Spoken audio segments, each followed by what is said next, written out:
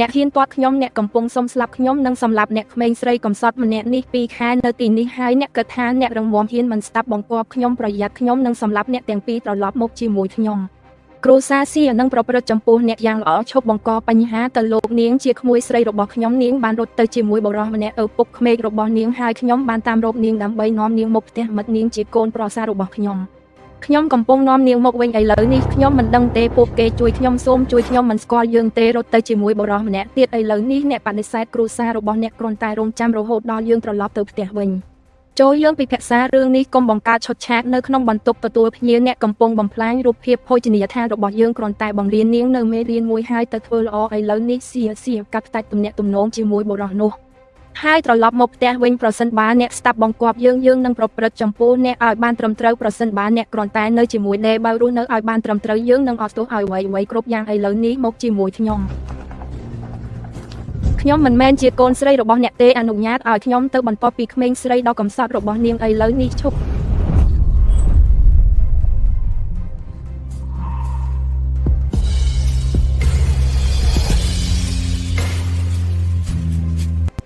នៅទីនោះមានរឿងអ្វីកើតឡើងជួយសង្គ្រោះខ្ញុំផងសៀអ្នកជាអ្នកដែលធ្វើឲ្យនាងឈឺចាប់តើអ្នកជានរណាសូមនៅឲ្យឆ្ងាយពីរឿងនេះខ្ញុំជាប្តីរបស់នាងនាងមិនមានប្តីទេនាងទៅតែផ្លាស់មកទីនេះកាលពី2ខែមុនអ្នកជាអ្នកដែលរត់គេចខ្លួនជាមួយលីនសៀគូស្នេហ៍របស់នាងវាត្រូវតែជាគាត់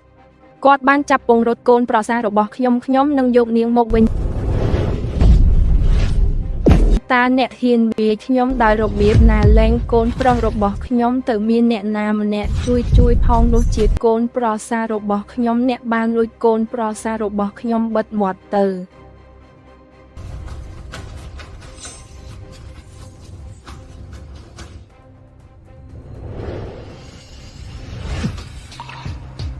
សួរប៊ីនដោះស្រាយបញ្ហានេះសម្រាប់រាល់របួសលើសៀវពួកគេនឹងសង10ដងនោះជាកូនប្រសាររបស់ខ្ញុំប្រកូននាងមកខ្ញុំវិញកូនប្រសាររបស់អ្នកនិងកូនប្រុសរបស់អ្នកមិនសាសំទេនាងជាលោកស្រីនៃគ្រួសារស៊ីន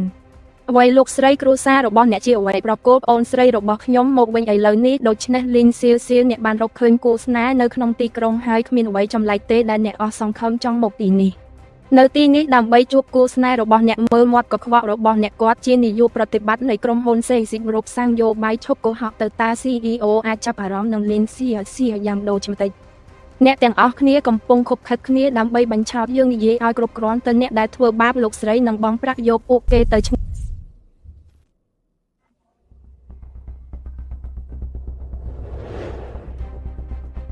ហើយតើអ្វីគ្រប់យ៉ាងត្រូវបានដោះស្រាយរួចរាល់ហើយឬនៅ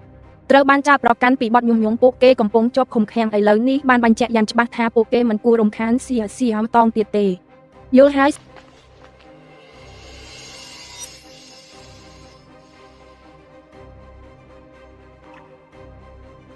សុវត្ថិភាពកុមារសូមធានាលោកសិនសូមអរគុណសម្រាប់ការជួយសង្គ្រោះខ្ញុំនេះជាកំហុសរបស់ខ្ញុំទាំងអស់ខ្ញុំមិនបានការពារអ្នកទាំងពីរទេរឿងនេះនឹងមិនកើតឡើងតងទៀតទេ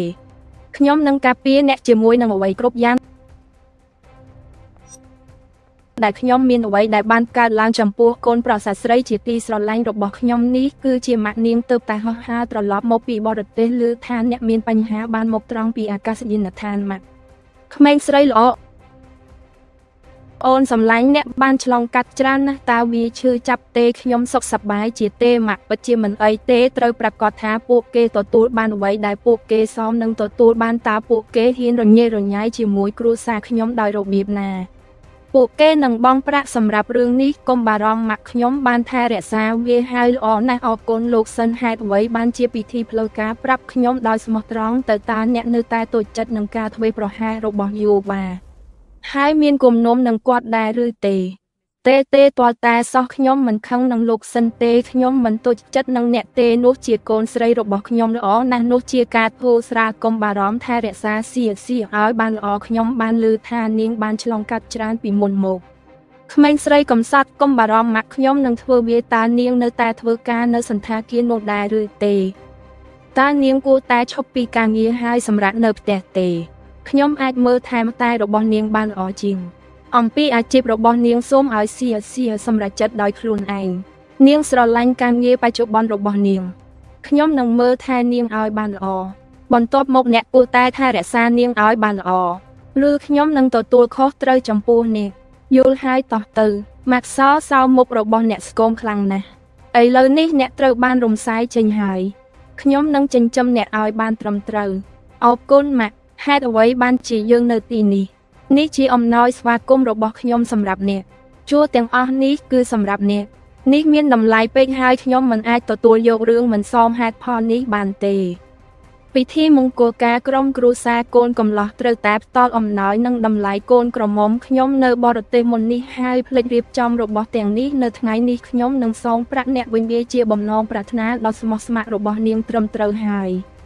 កូនប្រុសសាស្រីរបស់យើងសមនឹងទទួលបានអ្វីដែលល្អបំផុតពោជ័យមកតោះយើងពិនិត្យមើលតំបន់នោះមានផ្នែកមួយទៀតម៉ាក់រងចាំនេះហួសហេតុពេកហើយមិនសមទាល់តែសោះអ្នកសមនឹងទទួលបានរបស់ទាំងអស់នេះនឹងច្រើនជាងនេះទេម៉ាក់